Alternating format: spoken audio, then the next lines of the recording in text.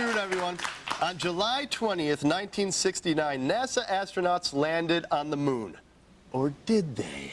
Our next friend believes it's all a hoax, and he's documented his findings on his website, moonmovie.com, and in his film, A Funny Thing Happened on the Way to the Moon. Please welcome the return of Bart Sibrel. Hey, Bart. Howdy. Welcome back to the show. So, last time you were on this program, you spoke about your theory that the moon landing was entirely a hoax. It was all fake. It caused an uproar. We got thousands of letters from angry Americans saying that you're nuts. But we had to have you back. That's because, to try to clear everything up. Because, we want to have you tell your side of the story again before we have someone on to debunk you. Right.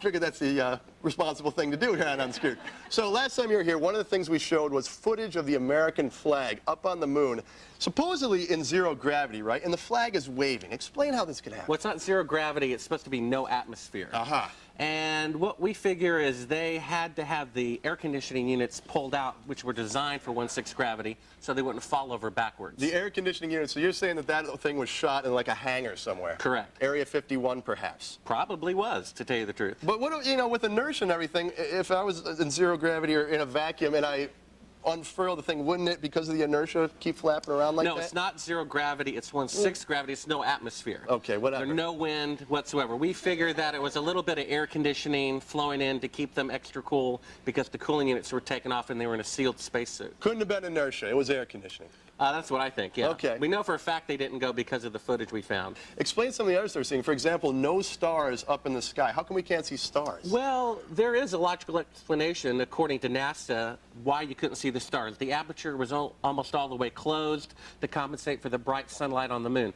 The real question is, why didn't they take any pictures of the stars by themselves with an exposure setting perfect for them? Why did they take a $60 million automobile to the moon and not a telescope? Because they weren't on the moon. They would have to fake constellations that might one day prove to be non-existent. Mm-hmm. You also have some other NASA video that I guess you or somebody else found in like some bin. It's all classified and you've extracted it. Yeah, most reporters were satisfied with the first few compilation reels from NASA, which were pre-edited. I had a source at the Space Center who said it was fake. I went through everything, and this is the footage right here that's supposed to be the Earth in space, but as you just saw, it's actually a model of it, and the arm is getting in front of it. This is an outtake which they never showed. And that, according to NASA, is the Earth in space, so that must be the arm of God, right? No. It's one of the people near the prop, and his arm mistakenly got in front of it. Well, I mean, why couldn't the guy even taken the photo and his arm just went like this in front of the camera? Why does it have to be like out in space? Well, because according to NASA, that was shot from the spacecraft. They said they had one window that faced the Earth, and the lens of the camera was at the glass. So unless that arm is outside of the spacecraft, then they're lying about what that shot really is. Before this, I was a big fan of the space program. I had my entire wall of one room covered with pictures of the moon landing. I met a guy in his 70s who said it was fake. I thought he was nuts. I looked into it. I found this classified tape by accident, and they're faking being halfway to the moon right in front of your eyes. It means they couldn't go to the moon. And what you've done, Bart, is you've gone up to all the astronauts who supposedly went to the moon you could find and tried to get them to swear on a Bible that they went to the moon. And you have footage of that. Let's take a look at this. You want me to knock you in the head? Well, I want you to swear to God on the Bible that you walked on the moon. Okay. If you walked on the moon, we're given the opportunity to swear to God that you walked on the moon. I'm going to give you the opportunity to get the hell knocked out of you if you don't leave me alone. So why don't you just put the end to the record in the argument and put your hand on the Bible, swear to God you walked on the moon.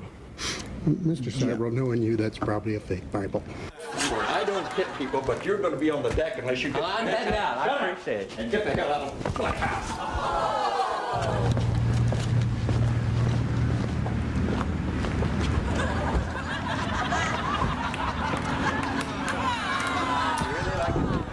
You're the one who said you walked on the moon when you didn't.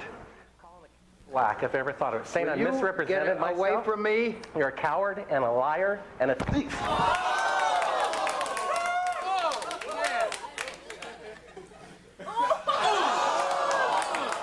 If you show this publicly, you're open for a lawsuit. Okay? Whoa, man. That is crazy. I mean, Buzz Aldrin cold-cocked you, man. That's true. Now, if I walked on the moon and someone thought otherwise, I would find that hysterical. Now, when we asked him to swear, and I would swear on a ton of Bibles. Not only that, I offered Neil Armstrong $5,000 cash to go to Hawaii on me or to give it to charity, and he refused to do it. He started shaking like a leaf. Very few of them want to take an oath that could be used later. Well, you know what? If I risked my life way back then and did that crazily dangerous thing and went to the moon, and you're coming up to me like that, I might sock you too, though. I gotta tell you. Well, I had heard that you saw the film and you saw the footage and you agreed that we didn't go to the moon. I think it's very compelling. I think it's very compelling, and that's why we had you back, and we'd like to have you back again. Bart Sibrel, thanks so much for being on the show. There you have it, folks. Get Bart Sibrel and find out how to see his documentaries at his website.